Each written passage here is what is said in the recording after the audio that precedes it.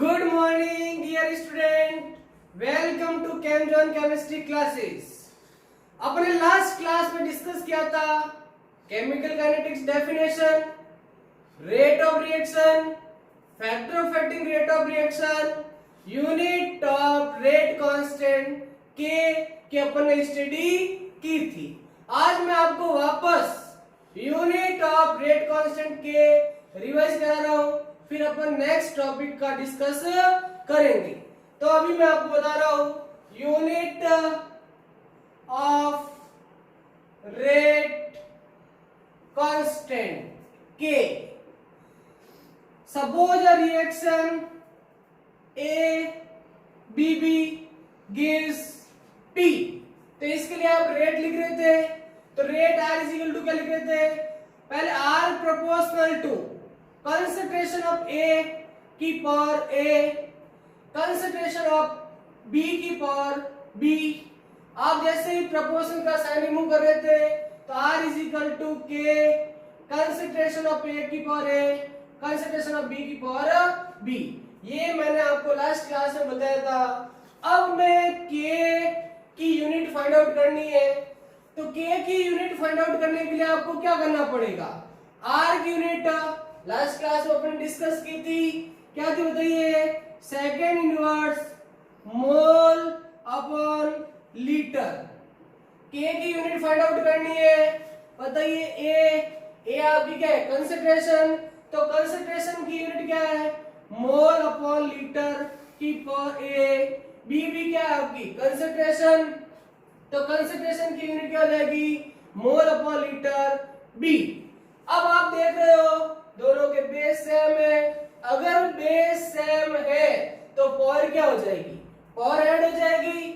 और जैसे ही आप पावर ऐड करोगे तो आपको मिलेगा मोल अपॉन लीटर के। बताओ, ऐड करोगे मोल अपॉन लीटर ए प्लस बी। और मैंने आपको बताया था ए प्लस बी क्या होता है बताइए? Order of reaction. ये मैंने आपको लास्ट क्लास में बताया था कि ए प्लस बी क्या होगा? Order of reaction. अब देखो आपको ये फाइंड आउट करना है, तो आप इसको इधर शिफ्ट करोगे तो आपको क्या मिलेगा? सेकेंड इनवर्स मोल अपॉन लीटर। बताइए, इधर शिफ्ट करोगे, लीटर ऊपर, मोल नीचे हो जाएगा। और बताइए इसको क्या लिखोगे? एन के। बताइए, आप इसको देख रहे हो दोनों सेम है लेकिन आपको रिवर्स दिख रहे हैं। लीटर लीटर, मोल मोल। बताइए रिवर्स है, तो दोनों को सेम करने के लिए क्या कर दो? इसको रिवर्स कर दो। तो सेकंड इनवर्स, इसको रिवर्स करोगे क्या हो जाएगा? Litre upon mole -1 litre upon mole n is equal to k. बताइए, आपको बेस सेम दिख रहा है। अगर बेस सेम होगी तो आप पावर को क्या कर दोगे? ऐड कर दोगे। और जैसे ही पावर को ऐड करोगे तो आपको क्या मिलेगा? Second inverse. इसका क्या लिख दोगे बताइए? Litre upon mole n-1 is equal to K. It is unit of rate constant K. ये आपको पता होना चाहिए, फॉर्मूला याद रखना है। तो आपका ये फॉर्मूला आ गया। लेकिन अब सपोज हो सकता है n, मैंने आपको बताया था n ऑर्डर होती है। अब ऑर्डर में क्या हो सकती है? जीरो ऑर्डर हो सकती है, फर्स्ट ऑर्डर हो सकती है, सेकंड ऑर्डर हो सकती है, थर्ड ऑर्डर हो सकती है। तो अब अपन क्या करते हैं? जीरो, फर्स्ट, सेकंड और थर्ड सबके लिए यूनिट कैलकुलेट करते हैं। तो मैं यूनिट कर रहा हूं। तो सपोज मैंने कहा जीरो ऑर्डर रिएक्शन के लिए, जीरो ऑर्डर रिएक्शन। तो बताइए जीरो ऑर्डर रिएक्शन है तो n इज इक्वल टू क्या लिख दोगे? जीरो। बताइए, आपको फॉर्मूला दिख रहा है, तो आपको फॉर्मूला क्या है? Second inverse litre upon mole n-1 is equal to k. ये फॉर्मूला आपका। अब इसमें आप n की वैल्यू क्या लिखोगे? जीरो। बताइए, n की वैल्यू जीरो पुट करोगे तो आपका क्या हो जाएगा बताइए? 0 - 1 इज इक्वल टू के। जीरो का कोई मीनिंग नहीं है, तो बताइए आपको क्या हो जाएगा, लीटा इनवर्स मोल इनवर्स। अब ये मोल इनवर्स है, अगर मोल इनवर्स को मैं ऊपर शिफ्ट करूंगा तो मोल इनवर्स किसमें कन्वर्ट हो जाएगा, मोल में कन्वर्ट हो जाएगा। तो आपका आ जाएगा मोल, ये litre inverse second inverse is equal to k. it is a unit of K for zero order reaction। आई बात में, तो ये आपको इस प्रकार से आप कैलकुलेट कर सकते हैं, लेकिन एग्जाम में आपको पूछ लिया फर्स्ट ऑर्डर रिएक्शन, तो बताइए फर्स्ट ऑर्डर को कैसे कैलकुलेट करोगे। अगर फर्स्ट ऑर्डर को कैलकुलेट करना है ना तो n की वैल्यू क्या लिख दोगे 1, तो आपका n हो जाएगा 1। तो फॉर फर्स्ट ऑर्डर रिएक्शन तो बताइए n की वैल्यू क्या हो जाएगी, n इज इक्वल टू 1। आपका फॉर्मूला क्या है, second inverse litre upon mole n minus 1 is equal to k। तो बताइए n क्या है आपका, n आपका 1, तो बताइए 1 रख दोगे, 1 पुट कर दो, और जैसे ही पुट करोगे तो क्या आ जाएगा 1 minus 1 is equal to k। बताइए 1 माइनस 1 0, तो आप जानते हो वी नो दैट अगर किसी की पावर 0 होगी, a की पावर 0 तो क्या होता है 1, तो ये हो जाएगा 1। तो बताइए आंसर क्या आ जाएगा, आंसर आ जाएगा सेकेंड इनवर्स। तो it is unit of k for first order reaction. अब अगर मुझे कहीं सेकेंड ऑर्डर की आप फाइंड आउट कीजिए, थर्ड ऑर्डर की फाइंड आउट कीजिए, तो आप इजीली कर सकते हो।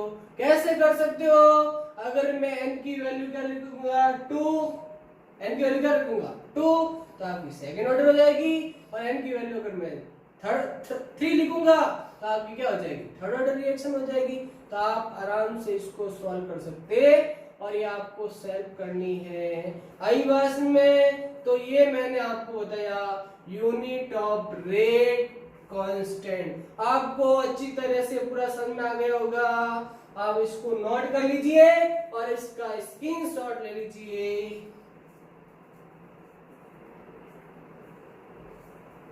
चलो आप अब अपन नेक्स्ट टॉपिक अपना है मॉलिक्यूलिटी और ऑर्डर ऑफ रिएक्शन।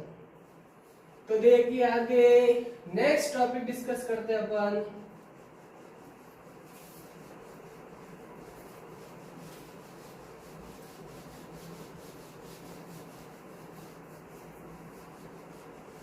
तो अपना नेक्स्ट टॉपिक है molecularity and order of reaction. तो आप हेडिंग लेंगे molecularity and order of reaction. What are molecularity and order of reaction. तो पहले अपन डिस्कस कर रहे हैं मॉलिक्यूलिटी। तो मॉलिक्यूलरिटी की बात कर रहे हैं अपन। तो मॉलिक्यूलरिटी, व्हाट इज मॉलिक्यूलरिटी, तो अपन कहता है number of reactant molecule, number of reactant molecule taking part in a chemical reaction is called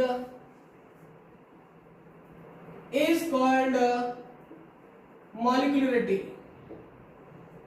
अपन क्या कह रहे हैं, number of reactant molecule taking part in a chemical reaction is called molecularity। Suppose a reaction H2 plus I2 gives 2HI। तो आप देख रहे हो reactant molecules आपको कितने दिख रहे हैं, 2 मॉलिक्यूल्स है भाई। रिएक्टेंट के मॉलिक्यूल कितने मॉलिक्यूल पार्टिसिपेट कर रहे हैं या पार्ट रिएक्शन में इन्वॉल्व हो रहे हैं, तो आपको कितना हो जाएगा 2। तो इसकी मॉलिक्यूलिटी क्या हो जाएगी, तो मॉलिक्यूलिटी हो जाएगी आपकी 2। ऐसे ऐसे रिएक्शन है N2 plus 3H2 gives 2NH3। तो आप देख रहे हो रिएक्टेंट के मॉलिक्यूल कितने पार्ट ले रहे हैं, कितने मॉलिक्यूल्स ऑफ रिएक्टेंट पार्टिसिपेट कर रहे हैं, तो आप कह रहे हो 4। तो इसकी मॉलिक्यूलिटी क्या हो जाएगी, मॉलिक्यूलिटी आपकी हो जाएगी 4। तो आपको क्या ध्यान रखना है, number of reactant molecule taking part in a chemical reaction is called molecularity. Simplest reaction ली अपन ने तो क्या लिखा H2 + I2, तो रिएक्टेंट का मॉलिक्यूल कितने इन्वॉल्व हो रहे हैं 2, तो आपकी मॉलिक्यूलिटी कितनी हो गई 2 हो गई।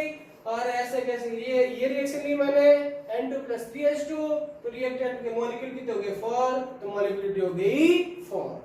अब नेक्स्ट टॉपिक अपना ऑर्डर ऑफ रिएक्शन। तो ऑर्डर ऑफ रिएक्शन की अपन बात कर रहे हैं, तो मैंने एक सिंपलेस्ट रिएक्शन ली थी AA + BB gives P, और मैंने इसमें कहा था R प्रोपोर्शनल टू, बताइए क्या लिख रहे थे, कंसंट्रेशन ऑफ A की power A, concentration of B की पावर B, और आप प्रोपोर्शनल को रिमूव कर रहे थे तो क्या आ रहा था R = K concentration of A concentration of, और आप क्या कह रहे थे कि पावर का सम करो, क्या करो पावर का सम, तो वो आपकी ऑर्डर ऑफ रिएक्शन थी, क्या थी, तो डेफिनेशन क्या हो गई, sum of power of concentration of reactant, sum of power of concentration of reactant is called order of reaction। तो डेफिनेशन क्या हो जाएगी, sum of power of concentration of reactant, sum of power of concentration of a reactant in rate law is called order of reaction. ये जो आपको दिख रहा है ना आपका रेट लो है, तो अपन क्या कर रहे हैं, सम कर दो, sum of power of concentration of reactant in rate law is called order of reaction. ये आपकी ऑर्डर ऑफ रिएक्शन होती है। अब जैसा आपको एग्जाम में क्वेश्चन दे दिया, उसने क्वेश्चन दिया इस प्रकार से, rate low given R = K concentration of A की पावर 1 कंसंट्रेशन ऑफ B की पावर 2, तो आपको कहते हैं what is order of reaction, वो क्या बोलते हैं what is order of reaction. तो आप क्या कर दोगे, जो पावर है ना पावर का क्या कर दोगे सम कर दोगे, बताइए सम करोगे तो ऑर्डर क्या हो जाएगी, बताइए n = 1 + 2, तो क्या हो जाएगी 3। आई बात में ऐसा कैसा और क्वेश्चन हो, R = K A की पावर 1 B की पावर -1, तो बताइए क्या कर दोगे सम कर दोगे, तो n = क्या जाएगा बताओ 1 - 1/2, तो क्या जाएगा। आई बात में इस टाइप से आप order of reaction find out कर सकते हो, रेट लॉस। तो आपको पहले क्या जानना, molecularity, number of molecules of reactant taking part in a chemical reaction is called molecularity, और अपन क्या ऑर्डर ऑफ रिएक्शन में क्या बोलेंगे कि sum of power of concentration, sum of power of concentration in a rate law is called order of reaction. आई भाषण में तो ये आपको हो गया मॉलिक्यूलिटी और order of reaction, simple introduction. अब मैं आपको कहूं कि दोनों में डिफरेंसेस क्या है, तो अपन को नेक्स्ट टॉपिक की बात करनी है, differences between molecularity and order of reaction. ये आप नोट कर लीजिए, स्क्रीनशॉट ले लीजिए। चलिए अब नेक्स्ट टॉपिक में आपको बता रहा हूं, differences between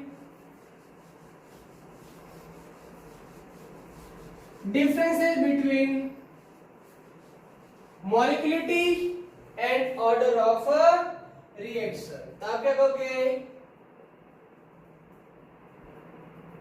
differences between molecularity and order of reaction, दोनों में डिफरेंसेस की बात करनी है। तो कौन कौन से डिफरेंसेस है वो मैं आपको बता रहा हूं। एक तो है मॉलिक्यूलिटी और एक आपका है ऑर्डर ऑफ रिएक्शन। तो बताइए फर्स्ट डेफिनेशन तो आप बता, फर्स्ट डिफरेंस आप बता सकते हो? तो फर्स्ट तो इसकी दोनों की डेफिनेशन लिखते हैं, क्या लिख देंगे? तो बताइए इसकी डेफिनेशन क्या हो गई? Number of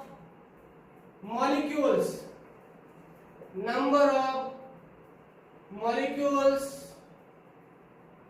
taking part in a chemical reaction is called molecularity. Is called molecularity. The number of molecules of reactant कह दो of reactant taking part in a chemical reaction is called molecularity. बताओ इसकी definition क्या लिखोगे? Sum of power of concentration of reactant in rate low is called order of reaction. आई बात में दोनों में फर्स्ट डिफरेंसेस क्या हो गया? दोनों की definition. Number of molecules of reactant taking part in a chemical reaction is called molecularity. Sum of power of concentration of reactant in rate law expression is called order of reaction. आई बात में second differences की बात करूं, it is theoretical. ये आपकी क्या होती है? It is theoretical और it is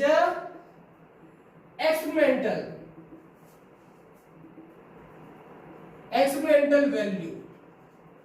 It is ये theoretical value है और ये आपकी क्या होती है? experimental value होती है. आई बात में ये आपकी theoretical और ये आपकी क्या होती है? experimental value होती है. Third, it may not be zero. कभी भी जीरो नहीं होगी. It may not be zero, negative and fractional, ये कभी भी फ्रैक्शनल नहीं होती है. It may not be zero, negative और फ्रैक्शनल नहीं होगी, जीरो नहीं होगी, नेगेटिव नहीं होगी. लेकिन ये क्या हो सकती है? It may be zero, negative and fractional हो सकती. आई बात में it may not be zero, negative, fractional, may be zero, negative और fractional. आई बात में molecularity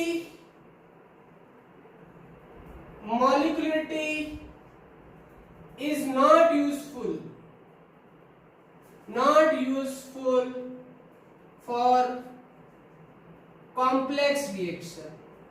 complex मतलब जो molecularity है ना, molecularity is not useful या there is no meaning for complex reaction. complex reaction के लिए कोई भी meaning नहीं है, लेकिन अपन कह सकते हैं it is useful for a complex reaction. Zero complex reaction के लिए, नॉर्मल रिएक्शन के लिए एप्लीकेबल होती. आई बात में ये आपको डिफरेंसेस याद रखने. आई बात में आराम से आप इसको नोट कर लीजिए, इसका स्क्रीनशॉट ले लीजिए. ये आपको डिफरेंसेस पता होने चाहिए. चलो, तो ये आपका हो गया मॉलिक्युलरिटी और ऑर्डर ऑफ रिएक्शन. आई बात में नेक्स्ट अपन बात करेंगे. नेक्स्ट अपना टॉपिक है type of order of reaction. Type of order of reaction. तो अगर अपन type of order of reaction की बात करते हैं तो कौन कौन से टाइप है? Zero order reaction, first order reaction, second order reaction, third order reactions. ये टाइप है अपन को, इन टाइप की स्टडी अपन को करनी है। सबसे पहले मैं स्टार्ट करता हूं zero order reaction. Zero order reaction, अब देखिए जीरो ऑर्डर रिएक्शन में क्या होता है। तो जीरो ऑर्डर रिएक्शन में अपन क्या स्टडी करेंगे कि जीरो ऑर्डर की डेफिनेशन, जीरो ऑर्डर की डेफिनेशन क्या होगी, डेफिनेशन की अपन डिस्कस करेंगे। जैसे सपोज जीरो ऑर्डर रिएक्शन है, जीरो ऑर्डर रिएक्शन, इसमें एक तो पढ़नी अपन को डेफिनेशन, एक अपन को इसका डेरिवेशन पढ़ना है, इसका डेरिवेशन, डेरिवेशन की स्टडी करनी है अपन को। इसके बाद अपन को स्टडी करनी है, डेरिवेशन कर लेंगे, इंटीग्रेटेड इक्वेशन अपन कैलकुलेट करेंगे, फिर अपन इसके एग्जांपल की बात करेंगे, इसके न्यूमेरिकल क्वेश्चन की बात करेंगे और इसके हाफ लाइफ का डिस्कस अपन करेंगे। ऐसे जैसे फर्स्ट में भी definition, derivation, definition, derivation, half life, numerical question और अपन इसके इंटीग्रेटेड जो रेट लो है वो सारे अपन डिस्कस करेंगे। ये सारी स्टडी अपन नेक्स्ट क्लास में करेंगे। आप आराम से इस टॉपिक को आराम से रीड कीजिए, अपनी नोटबुक में लिखिए और जो भी मैं क्लास ले रहा हूँ उसको रेगुलर आप अटेंड कीजिए और अपने फ्रेंड्स को शेयर कीजिए और मेरे चैनल को सब्सक्राइब कीजिए। Thank you.